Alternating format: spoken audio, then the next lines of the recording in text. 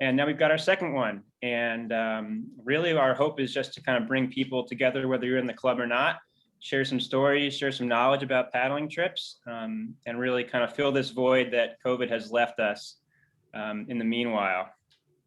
So a couple quick announcements. If by chance you're not a member of Paddle Trails, do recommend joining. It's a great resource, a great club, great group of people. So always check out our website at paddletrails.com. Winter Bash, there was some interest in some folks presenting some of these talks. So if you have an idea of a expedition that you'd like to share some photos and some stories about, that's kind of our general theme for these talks at the moment. It might shift, but if you got an idea for a presentation, please email Jesse and me at training@paddletrails.org, and we'll put that in the chat later in the presentation.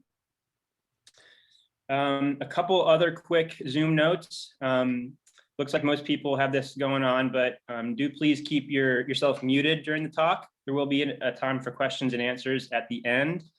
And also feel free to turn your video off if you'd like. If you do notice any lag in the internet, go ahead and turn your video off as well. So with that all being said, we've got Pete Sohn speaking tonight on the Bowron Lakes Circuit.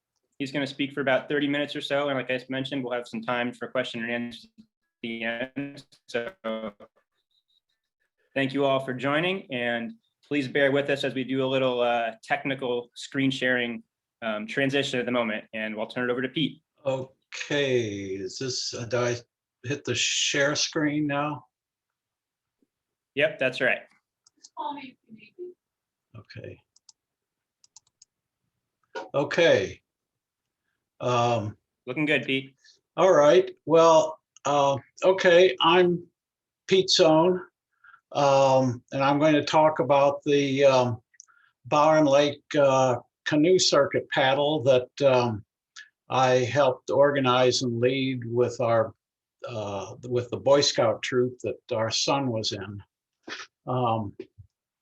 The Bowron Lakes Circuit is located in British Columbia. It's about a day-and-a-half drive from Seattle. It consists of a 72-mile chain of lakes, rivers, and portages, which take you on this sort of trapezoidal shape here and brings you right back to where you started. That by itself makes it a very popular route because you don't have to fool around with shuttling cars and such. But it's also set in the middle of the Canadian Rockies, and it is just a beautiful scenic trip all the way around. So when our troop decided they wanted to do this, we got 8 scouts and 5 adults together who were going to do the whole circuit. And there were several younger scouts who also wanted to participate in it, but we thought all the portaging would be too rough for them. So we decided that they could go the other way, which is an alternative route on this, where they start at the same place and go down this route here. And we thought they could start a couple of days later, and then when we got around, we would meet here, and then we'd all paddle back together. So that's kind of the gist of it. The numbers on here show the places where we camped, and the red parts are the portages. There's about 10 miles of 6 miles of portages altogether. And they were often the most arduous part of this trip. So let's see.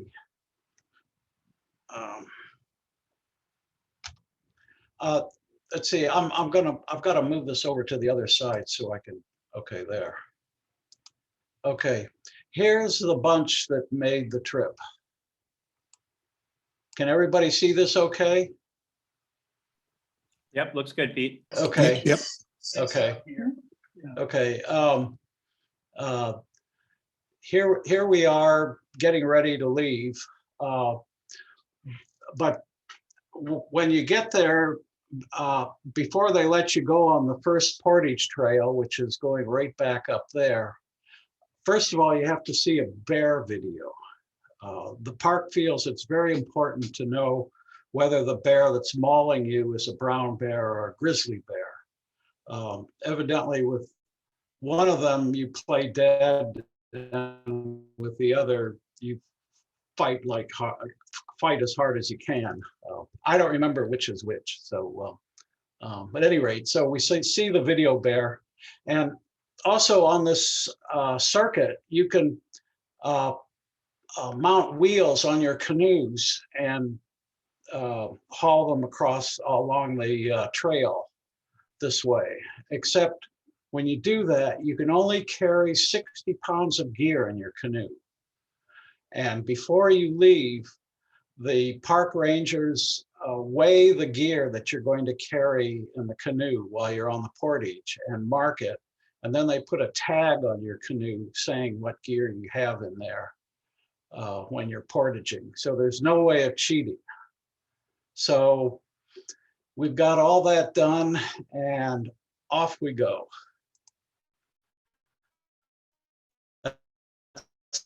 The beginning of the first portage.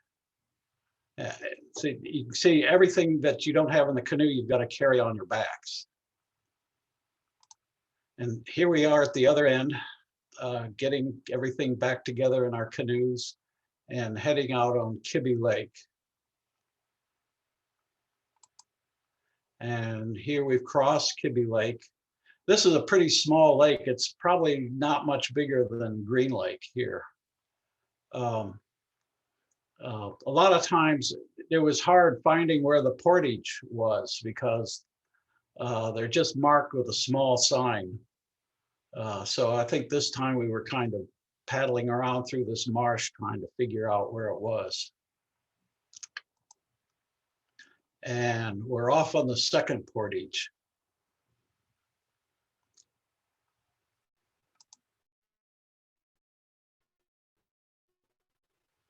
And now we've gone into Indian Point Lake, which is, this is actually my son and his partner. This is another one of the scouts. This you see how piled up they are with gear.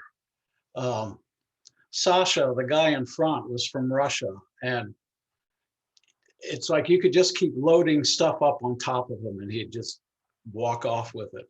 So that's why they could have so much gear. You can see how their logo is partly buried in the water. It was a lot lower than some of the other canoes. Pete, what kind of boat is that? It looks like an Old Town Penobscot or something. No, it wasn't a Penobscot. It was. Oh, a Discovery. Yeah. It was one of the Discovery series. In fact, I think you can see it on there. Yeah, like a Discovery 17. Yeah. I think they were 16s. I think it's 16.9. So it's 16 feet 9 inches. A lot of the outfitters use those because they're relatively cheap and durable, but quite heavy being. Oh yeah, they were heavy, all right. Let's see if I can move this. Okay.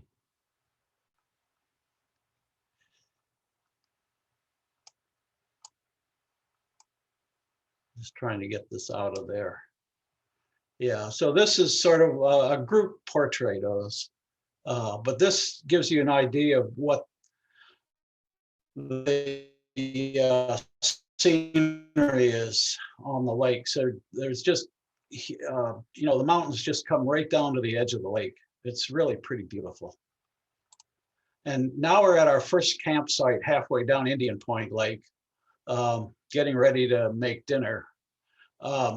This the scouts were set up in patrols of 4 each, and they pretty much took care of everything. They put up the tents and cooked their meals. They even, did all the planning of putting their meals together and deciding what they were going to eat.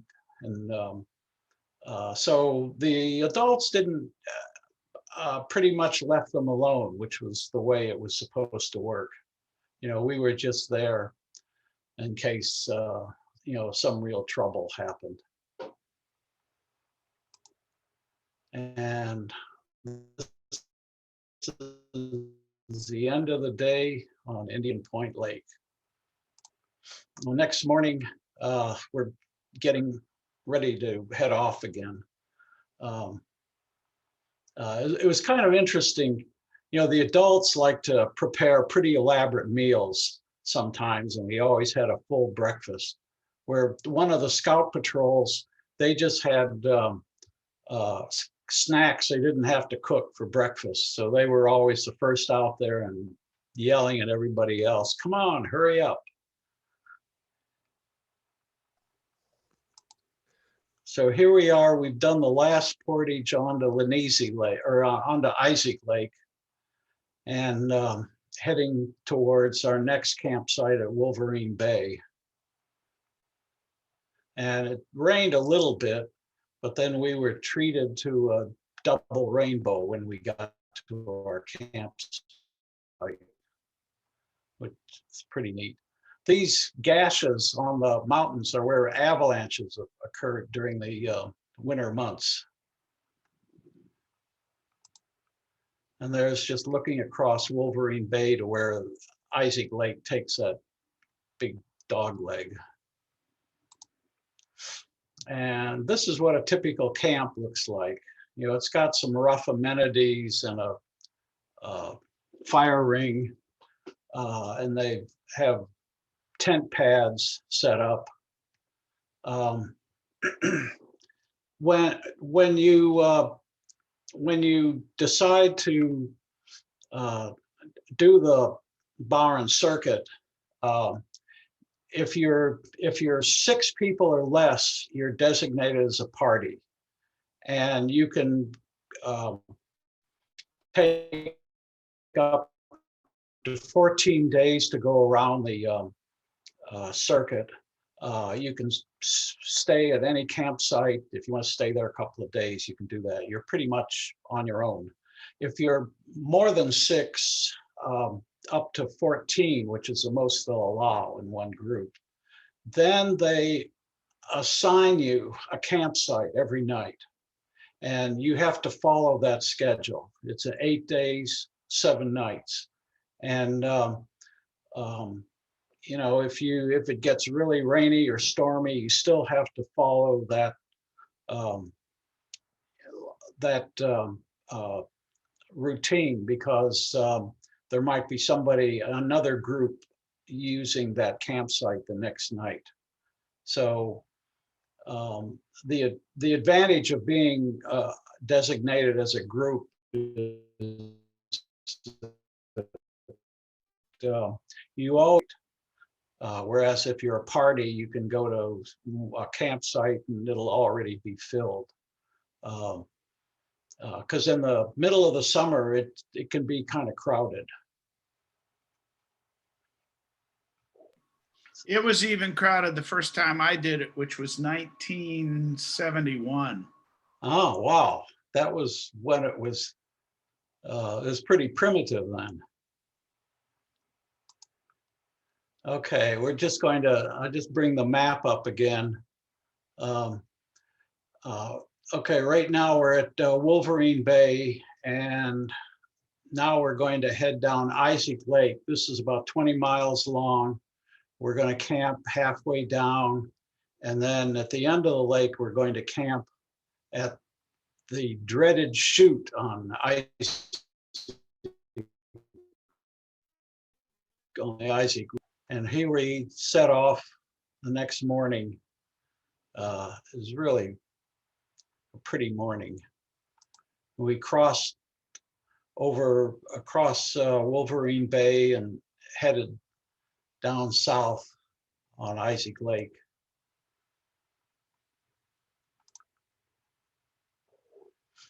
The weather didn't look really too good, so it's always good to stay close to shore, because these long skinny lakes with the mountains on either side just are perfect for the wind funneling down there and just churning the water up.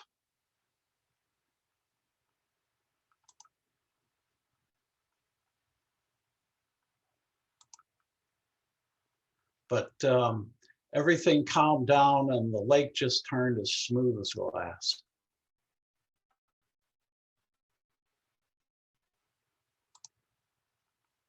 These are just, there's myself and my wife Lois. We were the ones most involved in planning this, and so people started calling it the Lois and Pete expedition.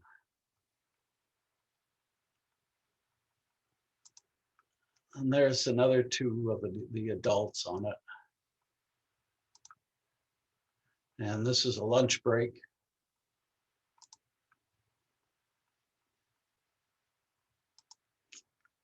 And this was our campsite halfway down the lake.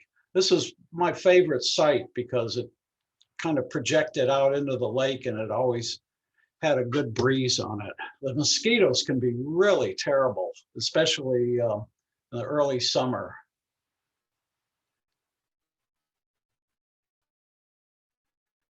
You know, if you're moving around, it's okay, but you stop for just a moment and they just come at you from all directions. And this, whenever we got to a camp, the first thing we would do is set up a big tarp.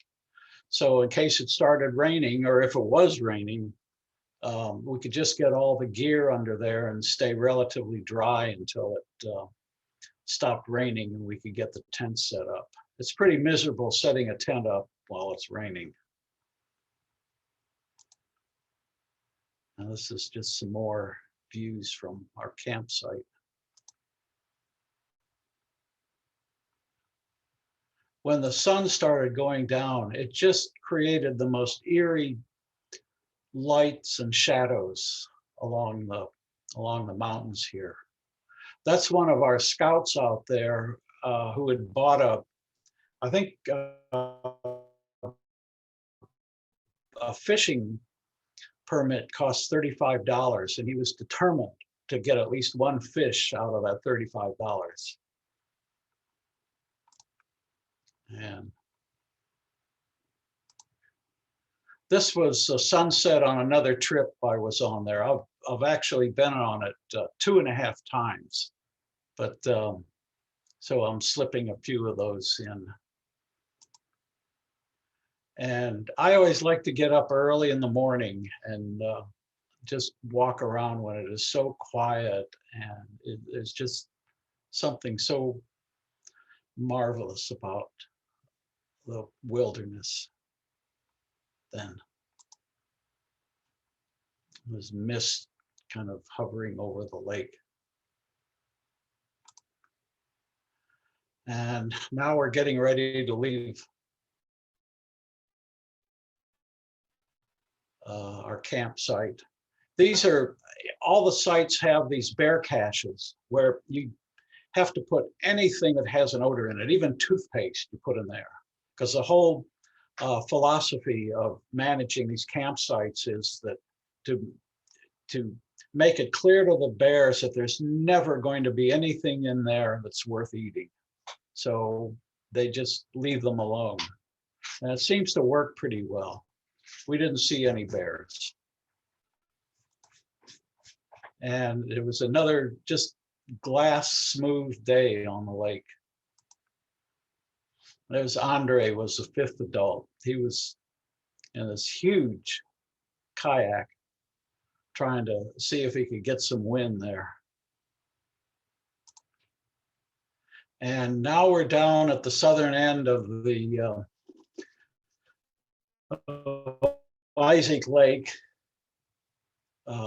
ready to try the chute.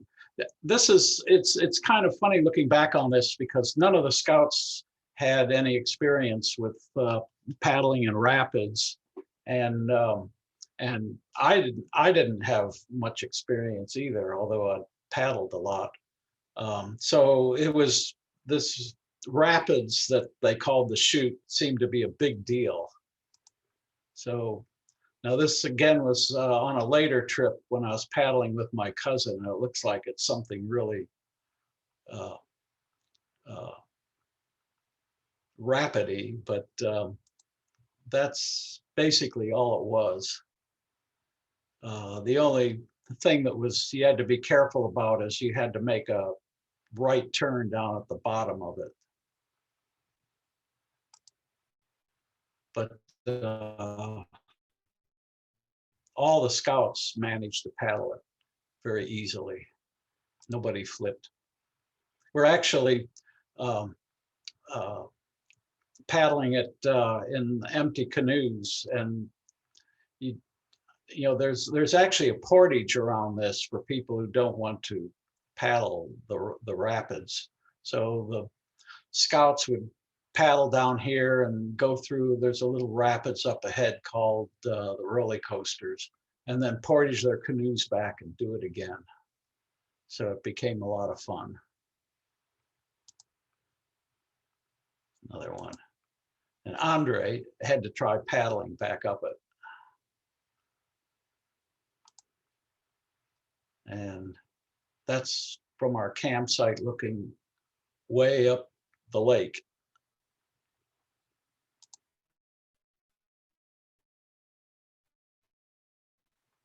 Goes by.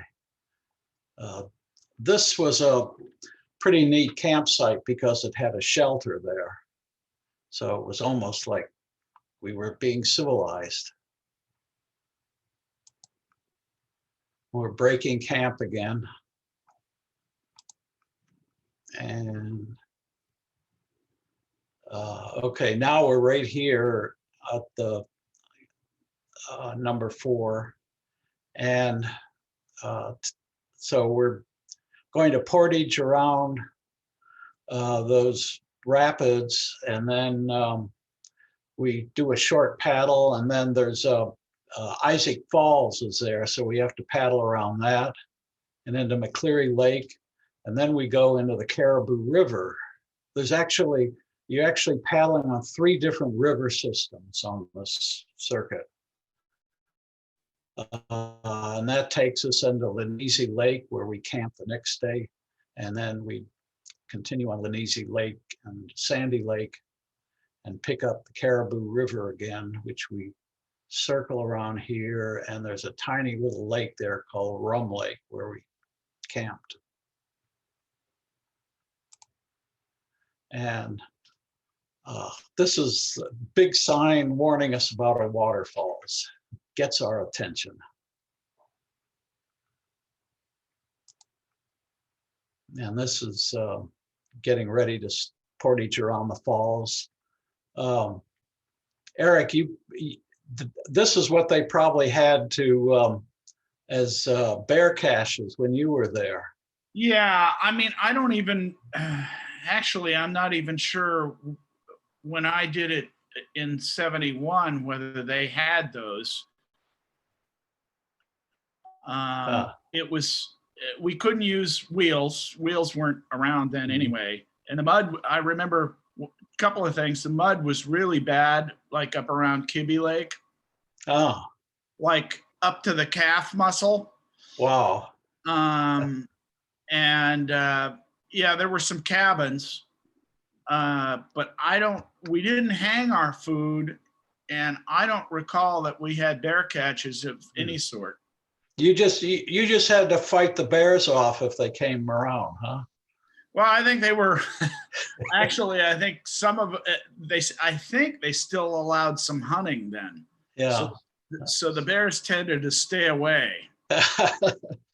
Well, at any rate, this is, and before they had the metal bear caches, you would take your food and stuff up this ladder and put it on that platform and then take the ladder away. And you see these 2 trees are wrapped with aluminum to keep the bears from climbing up. And I understand sometimes they would get some new scout or somebody to climb up there, and then they'd take the ladder away and leave them stranded up there. Well, the aluminum also keeps things like the wolverines and the fishers away. Yeah. Because they're the bigger bears won't climb, but fishers and wolverines are pretty tenacious, and they'll go after anything they can get to.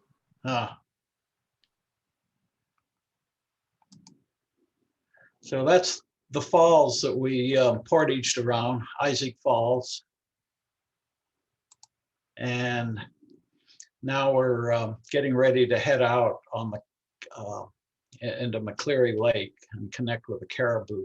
It was really interesting where the Isaac River, which is a spring-filled river, meets the Caribou, which is a glacier-fed river and has a lot of sediment and what they call glacier till in it, and it's a completely different color.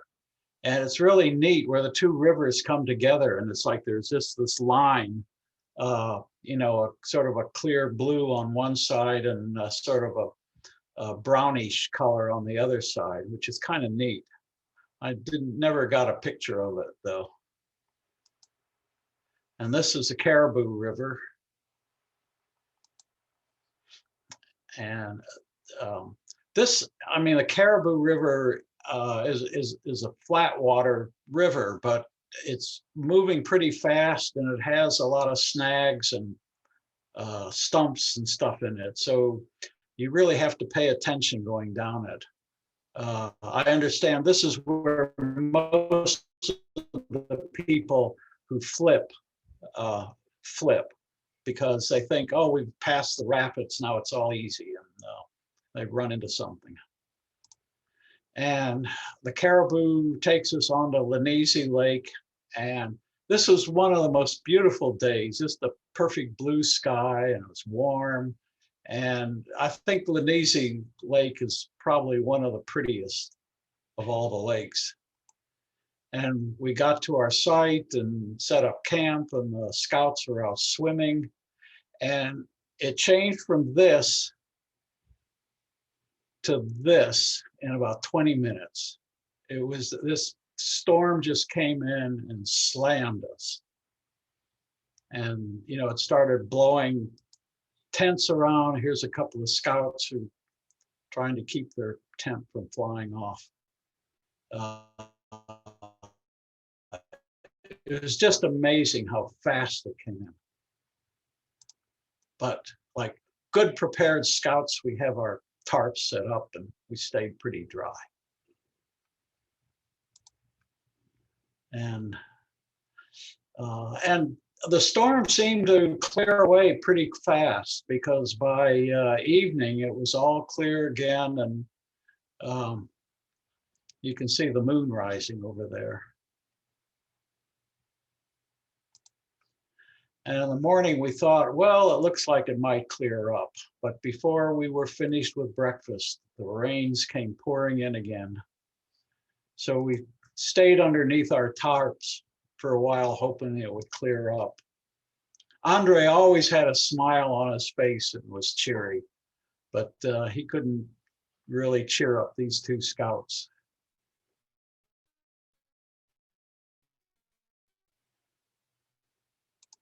But it did start to clear up, and we headed out again on Lineazi Lake. There's always this kind of mist hanging around after a storm starts clearing up. It's really pretty neat. And we're in Sandy Lake now. And we set up our campsite at Rum Lake, and we got hail. So this was the worst weather day. But that cleared up, and we decided to paddle back across Rum Lake and go on a short hike to Caribou Falls, which is about 85 feet high. It was pretty spectacular. And on the way back, we saw we had a visitor, a purple moose. He didn't stay for dinner though. And this is Doug. He was our gourmet cook. You know, he always made incredible meals, but we always knew it was going to be dark before he got finished with them. Okay, and now we're at Rum Lake, and we're going to get back on the Caribou River, and then we go up to Beaver Creek, and portage over to Babcock Lake, and then portage to Skoy, which is just a little pond, and then portage into the Spectacle Lakes to Pat's Point. And then the last day we go through Swan Lake and the Bowron River and Bowron Lakes back to the beginning. Now, when I first did it in '71, there was a little canal that you could go up. And the last time I did it with Neil Hendrickson, that was, you weren't able to paddle that section from Sandy. Right. And they had blocked it, but Neil Hendrickson and I, we actually went down it. There were, I don't know, half a dozen beaver dams that we had to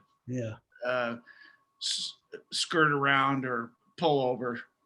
Yeah, I think that's why they stopped letting people paddle on that, because it was too damaging to the beaver dams. Now they did allow you to paddle it up a little bit. Now this wasn't on the Boy Scout trip. This was on a trip I did later on, and we had to get the canoes over one of the beaver dams. But that was on Beaver Creek.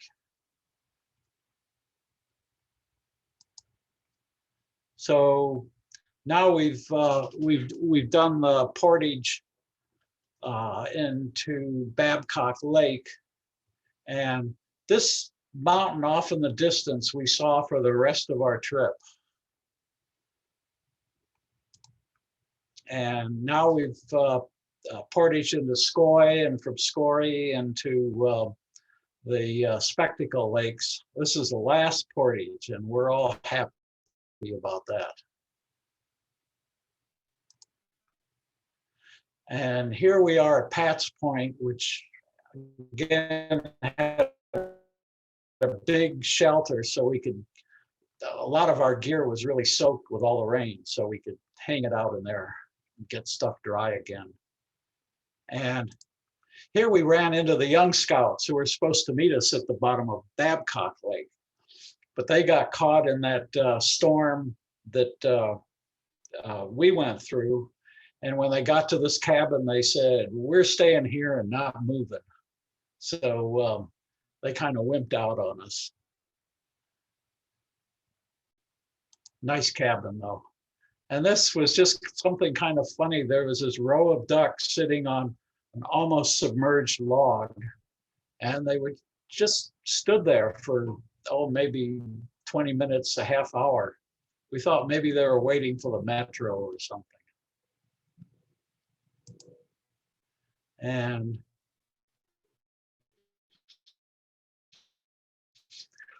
night on the circuit. And the next morning, we woke up to a gray and rainy morning.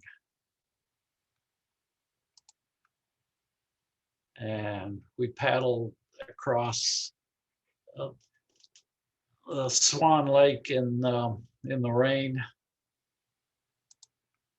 And we went fishing in the rain and saw another moose in the rain. We saw a few moose, actually. And we got lost on the Bowron River in the rain, and finally got to the end in the rain. There's the final canoe coming in. But even though it was rainy that last day, nobody was happy to see it over. It was really a neat trip.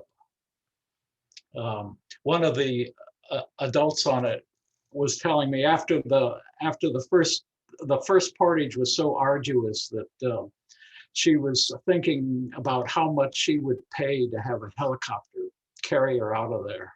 But at the end of it, she said this was one of the neatest things she had ever done. So, and there's a group picture to show we all survived it. Wow. Wonderful, Pete. What a great. Looks like a great trip. Great. Yeah, it is.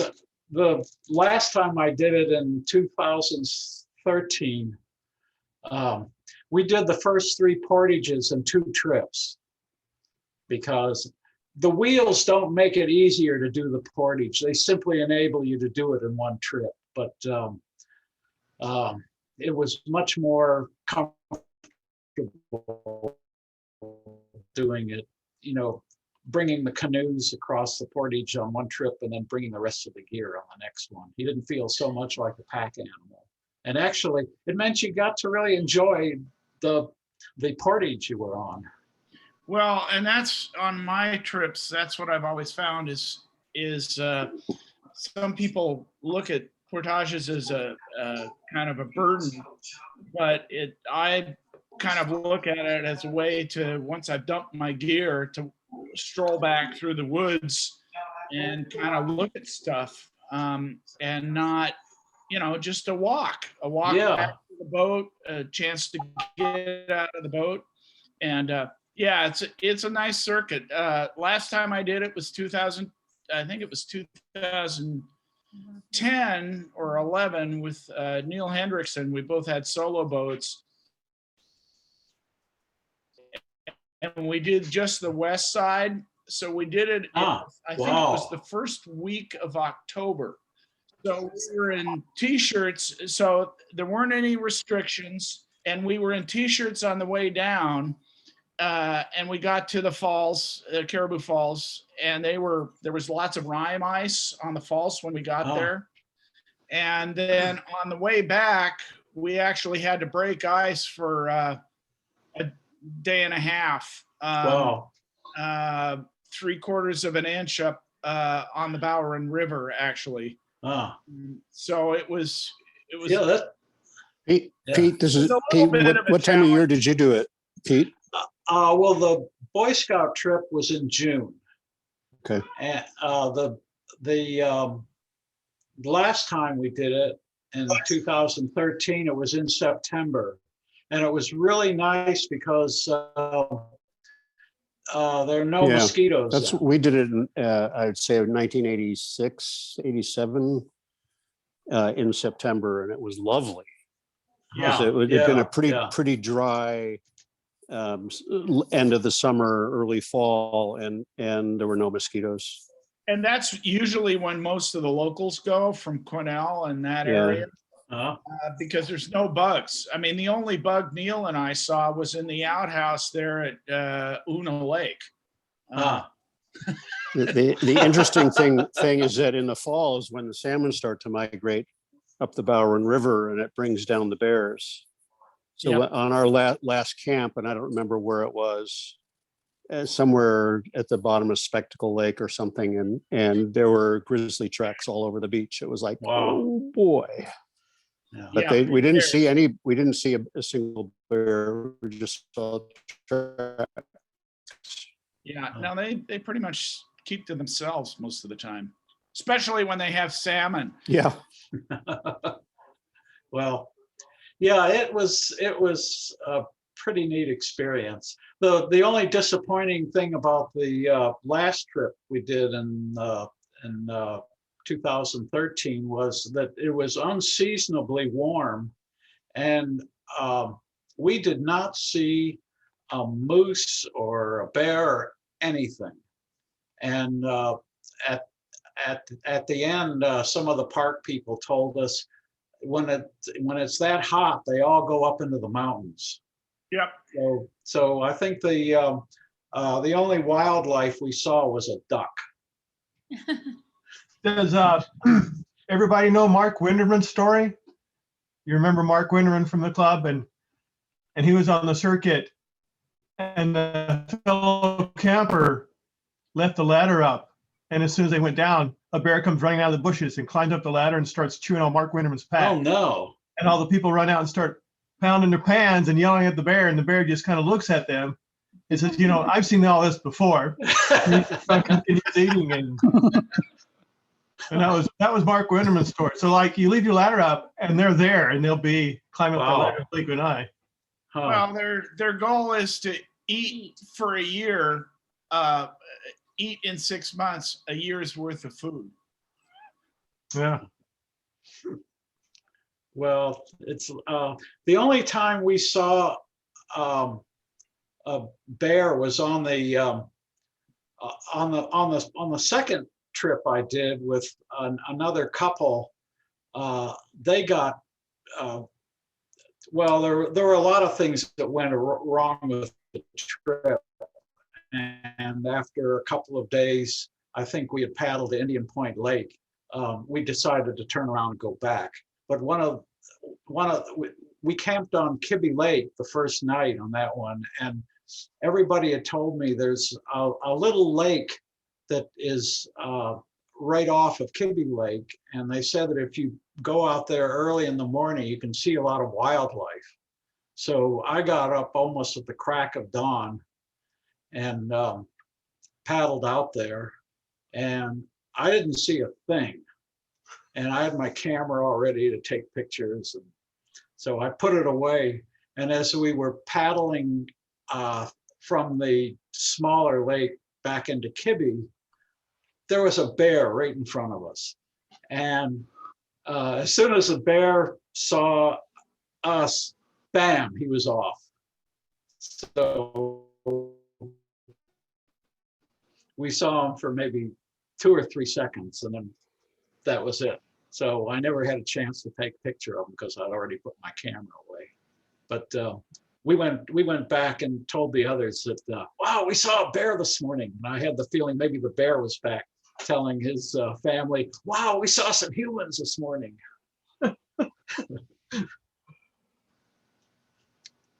But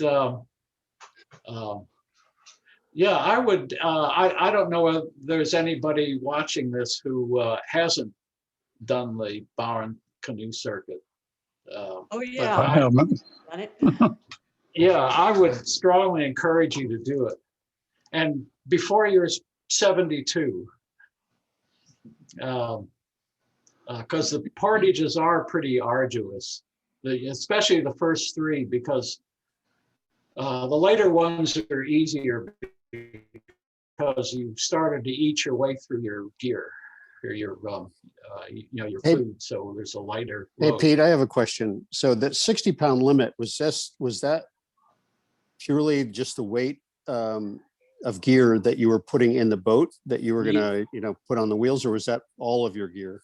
No, it was, you could only have, you could only leave 60 pounds of gear in the canoe when you portage them on wheels. Okay, but you could carry another 100 pounds on your back if you wanted. Yeah, sure. You could carry, if you wanted, yeah. You could carry 500 pounds on your back if you wanted. Okay, just. But yeah, well, that's another reason for doing it in 2 trips, because when you've got to carry everything over 60 pounds on your back, you tend to scrimp on things that are creature comforts. So on the last trip I went on, we took folding chairs, and we had a table to put the our stove on, so we didn't have to squat down on the ground. And those things take up some weight. So it wasn't too bad. I think it was almost a little easier doing the portages in 2 trips. Well, and on all of my northern trips, I mean, I've regarding your little table, we've got folding chairs. We've got a little folding table for the stove. We've got a really good stove that will simmer. It's still a single burner, a Optimus 111, but you're not in a hurry. And Yeah, yeah. you're not trying to get to the end any faster than anybody else. And I've known people that have done the whole circuit in like 5 days, and you miss a lot. And, Oh, yeah. And in my northern trips, which, you know, I guess I've done like 8 or so, is, you know, I've gotten into the comfort mode. It's like, I like having a chair. Yeah. Oh, yeah. So I have a question. Yeah. So those of you that have done flat water, who have done both the still water and the Bowron Lakes, what would you suggest to do first? Because Daryl and I haven't done any flat water, but we see it in our future. And how would you decide between those two to try them out? What do you mean by still water? You mean just lakes? Stillwater Canyon, that's, you know, the trip on the, it's the river above the Colorado. It's on the green, right? The green. Oh, okay.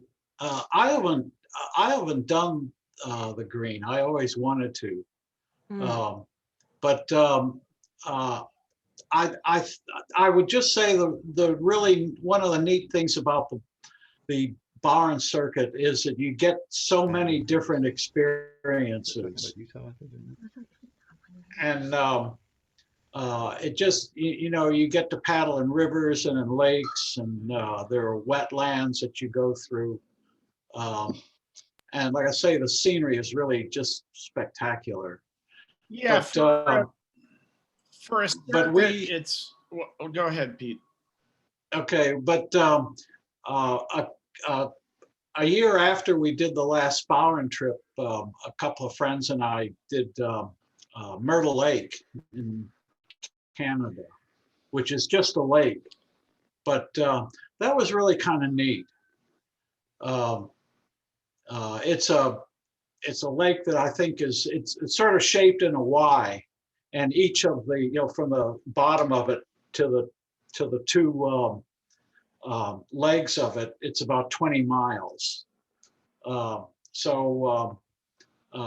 know, there's a lot of area to paddle in. In fact, we only paddled up one of the Ys and then came back down. And that was really enjoyable. At one time, I would prefer to paddle on rivers because the river is giving you a boost as you go down. But and then a year after that, we paddled on Diablo and Ross Lakes. And that was pretty neat too. And the only other big river trip that I've done is on the Missouri River. And again, one of those was a scout trip. We paddled about 90 miles, and then I did it again with my wife and some friends of ours. And that's a pretty neat river to paddle. I think the variety is always what I look for in a trip. I mean, the nice thing about the Bowron, it's probably the most popular canoe circuit in the world, is because it's got fjord-like lakes, and it's also got some sandy lakes like on the west side, and then more flatter country on the west side and more mountainous on the east side. And you can do it as a circuit. Yeah. You don't have to do a shuttle. You come back to your, you know, you come back to your car. Yeah, yeah. And you meet a lot of people. I mean, we met people from Sweden and from Germany. I think we met some people from Mexico who are on it, and we even meet Canadians on it. So you know, it's a pretty neat trip from a lot of different standpoints. And there are 3 outfitters there. And so, you know, there's no problem in renting canoes or any gear you might need. They always recommend that you take a bear spray with you. And I think when the last time we did it, it was $50 for the bear spray, and if you brought it back without being used, you got 40 of it back.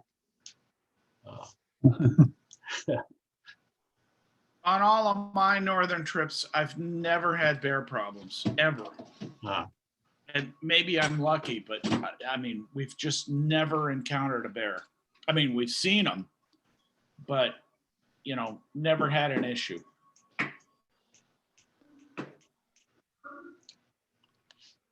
yeah. well, Hey, Pete, this is Ollie here. As we start to maybe lose a few people, I just wanted to say thank you for doing this. I know Okay.